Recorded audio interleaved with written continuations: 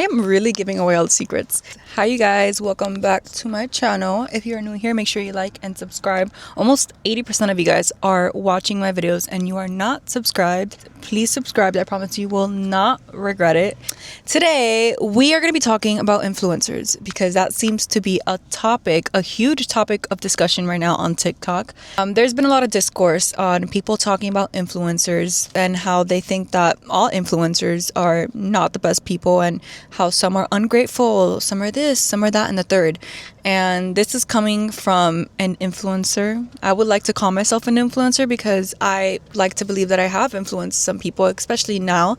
I'm gonna just give you guys a tell-all on what it is to be an influencer, the reality of it, meeting other influencers, living in LA and living the LA influencer life. I'm just gonna be giving you guys the full-blown truth about being online. I have a little iPad with notes. I'm gonna start off with income. I feel like that's a really big topic that comes into play when it comes to influencer, the income and how some people do not deserve it. When it comes to income, this is how influencing works. Let's say you are trending and your videos are doing very well. You're getting pushed onto the For You page. You are the it girl. You are gonna get all the brand deals. You are gonna get the big bucks. You are gonna get the money. Some influencers that I could think of right now that are the top dogs and are probably making six-figure, if not million-dollar deals are probably Alex Earl. Who else? Michaela. Her haul is actually what started this discourse on influencers and everything. If I'm being honest about my income, I have never gotten a six-figure deal. I am not a top dog influencer. I would like to say I'm in the middle.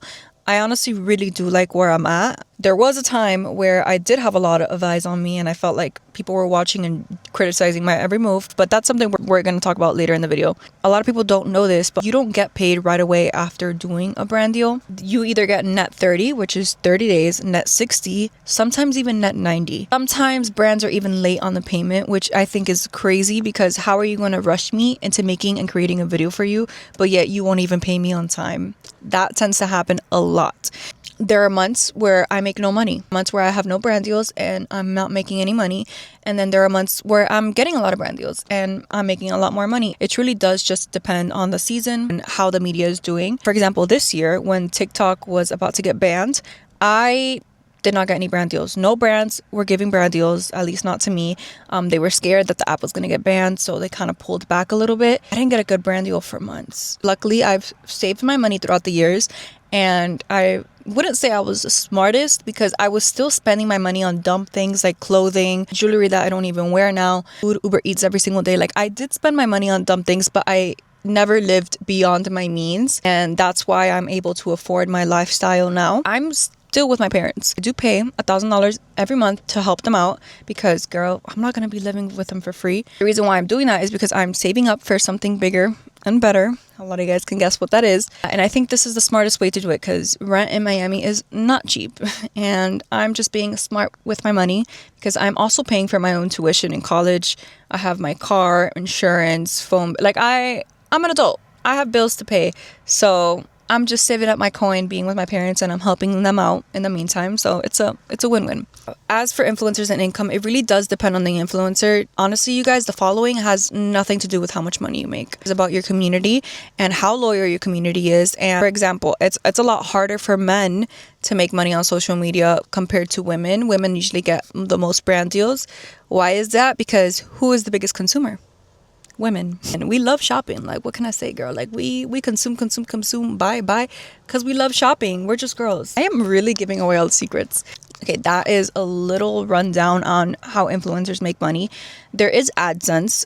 Honestly, TikTok used to pay way better when it was short form videos, but now it's minute videos, and even then, I don't think they pay that good, if I'm being honest. Snapchat pays really good. My Snapchat is really Emily. Instagram, and YouTube, I'm not big enough on YouTube to know how good they pay. For the most part, AdSense helps with the bills, but it doesn't fully pay the bills. I also want to say this because I got a lot of questions from you guys, and a lot of you guys asked me, Emily, I want to be an influencer. I want to start content creating. How do I start? First thing I ask is, what's keeping you from starting? And always, without a doubt, every single time someone tells me, oh, I'm scared of what other people are going to think. Honey, people are going to judge you no matter what. Whether you're online or you're not, they are going to judge you.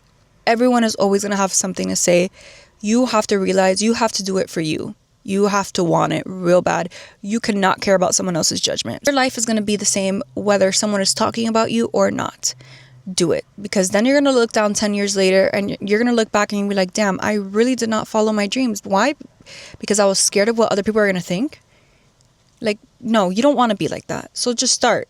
Post a video, post that content. Are people going to judge? Maybe, probably. But once you make it, they're not. Once you make it, they're going to be the same people in your DMs asking you to support their business. Let's clock that tea, because it happened to me. Now let's get into moving to LA. You know, I moved to LA at a very young age. I moved at the age of 19. I feel like I blew up very quickly, and it was with the girls. We blew up very quick. I already had a following beforehand, but I feel like the wigs really helped us skyrocket. And we started collabing with the guy version of us, and that really pushed them onto the radar a lot more. They'll never admit it, but we did help them in the beginning. Happy for them. I'm happy for how far they've made it. But do I appreciate how they speak on us whenever they input a question about us? No. I don't blame them though, because I think men are more likely to have an ego. It's okay. I feel like I have made a lot of friends living in LA. I did make some really good connections, and I've met some really great people. A lot of people that I've learned lessons from, good and bad. I've learned about a lot of different cultures, food. I'm so grateful that I made the move to LA. I will say in the beginning, when I first dropped out and I got on a plane and I left, I did hurt my mom a lot. I'm not going to put her business out there, but I did hurt her. I did it out of a whim. We did get into an argument. We didn't talk for months, and that was really hard for me and for her. I'd be lying to you if I said I didn't regret it, because I did. I regret hurting her. Honestly, a little glad that I took the risk, because if I didn't take the risk, I feel like I would have been looking back at me when I was 19, and I would have been asking myself, what if I moved to LA? What if, I would have just regretted not taking the risk and going to LA, which I never talked about this, but when I first came out to LA, I only came out with $1,000. And that $1,000 wasn't given to me by my mom, my stepdad. Obviously they weren't really much in support of me going out there because they were scared for me. I went to LA with just $1,000 and a part of it was the money I made working in a restaurant and fast food, my college fund. Somehow I survived and I made it. So I'm glad I took the risk. I have a lot of conversations with people that have lived in Miami their whole life and have not followed their dreams because they've more so have lived for their parents and for their parents' dreams and what they want for them. And they look back 10 years later and they regret it. They regret not doing things for themselves. Sometimes it's okay to be a little selfish. I still regret hurting my mom doing that in the beginning, but I would not have the mindset. I would have not grown to the person I am today if I didn't make that move to LA. As for friendships, I made a lot of good friendships. I met a lot of great people. I've met some people that aren't so great. It's, not every influencer is a bad person. There are good doctors, there are good lawyers, there are bad doctors, there are bad lawyers. Same thing with influencers. Going into the influencer world, I did have my guard up. I did not trust very easily. I don't regret not trusting people easily. I don't. I'm sorry, I don't. That's just not who I am as a person. I'm not going to trust you right off of meeting you. Trust needs to be built and it's not just given. But a lot of times when I would start hanging out with someone a lot and I would start to build a relationship with them, I think a lot of times I failed to realize that this is a business. This is literally like a rat race. And a lot of these people do not see you as a friend. They see you more as a business. I think that's kind of where I went wrong in a lot of ways, because a lot of times I felt like people that I became or I thought I was friends with were my friends, and I really just wanted friendship and community living out in LA because I didn't have a family. And I did make some friendships, you guys. I did.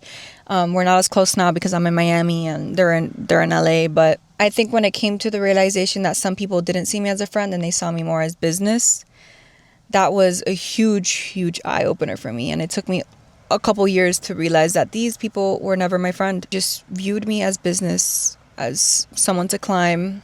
And I wish I knew that sooner, just so I wouldn't have been so easy to be taken advantage of.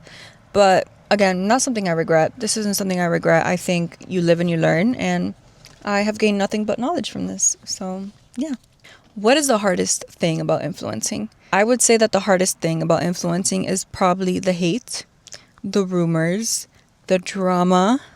I think social media can be very, very negative sometimes. There's obviously some positivity, but I've noticed that when I do good things and I promote charities and donations and things like that, that does not do well whatsoever.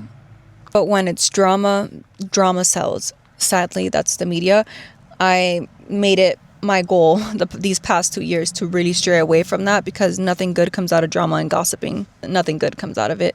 And that's just not who I am as a person. I really wanted to focus on my self-growth, becoming a better sister, daughter, friend to people. Seems like some people are still stuck on that cycle, even years into doing social media, which is okay, but I'm really, really happy that I've grown out of it. But again, one of the most negative things on social media has to be the hate. Sometimes people make drama where there isn't really any drama, if I'm being honest. Like, I've read a couple comments of people saying that I hate people and people hate me.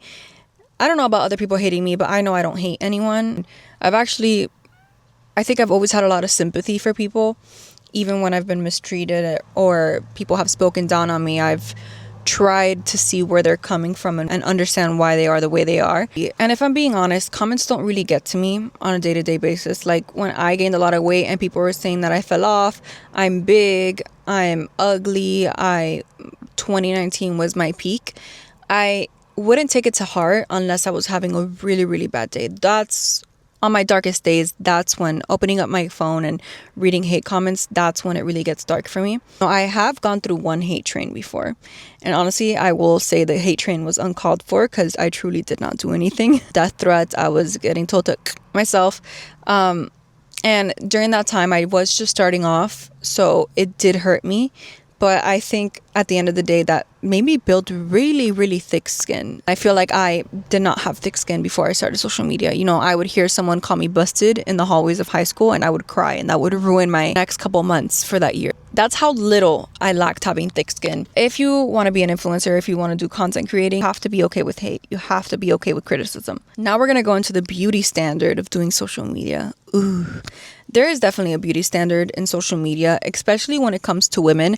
I think for men, a lot of men pass as attractive on social media, even when they're not that cute. But for women, women get compared a lot on social media. Even to this day, I still get compared to other women that have nothing to do with me.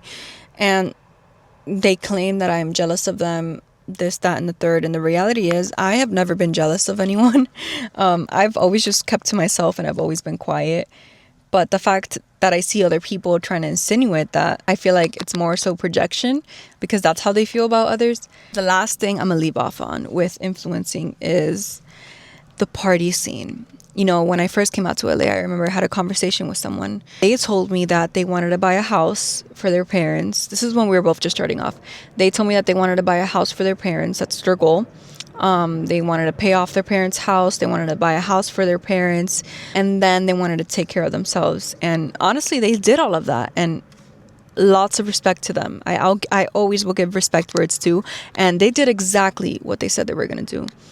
I had something similar too. I said the same thing, and I have not yet reached that goal. But deep down, something is telling me that I will. When I was 15, you know, growing up, I would always watch YouTubers like Keen and JC, Tana Mojo, the MacCom Boys. I grew up on all of that, and I would see them in LA. I would see them collabing, and that obviously became a huge dream of mine, and I got to live it. I really did, in a sense. You know, I would go to parties, and Tana was there. Freaking actors that I would see on TV would be there. Big top dog influencers. You know, a lot of times, were they on the snow? Yes, they were. All of them were. Honest, not all of them, but most of them were. Not the Latino ones. Honestly, not the Latino ones. A lot of people say that the Latino influencers are on the snow, the white influencers. But I got to live out my dream of living in LA. But I will say, I came with a dream to, you know, make it. And I ended up just partying every single weekend. One minute I was 19, the next I was 23, and I was still in the very same place that I started, if not worse. I had gained 50 pounds. I've lost myself. Luckily, I did save my money. I never lived beyond my means. I lost myself living in LA. Been back in school for 3 semesters now. And one thing people don't talk about when it comes to influencing is the brain rot. doom scrolling is not good for you, babe. I feel like being an influencer for the past 5 years has I don't think I am anymore, because I really have been stimulating my brain, been reading books, learning in college. I'm not as dumb as I was a year ago. You know, being an influencer, it's really, really important to continue learning. You know, education is something that people cannot take away from you. Whether it's just picking up a book or going back to school if you're able to, it is important. Trust me, it is very, very important. I feel like it got to a point where I was just consumed by social media and I wasn't doing anything for myself. Make sure you are still feeding your brain. That is all I have for today. If you guys want to hear more, feel free to ask. Make sure to give this video a big thumbs up, like, and subscribe. And thank you guys so much for watching. I'll see you guys next week.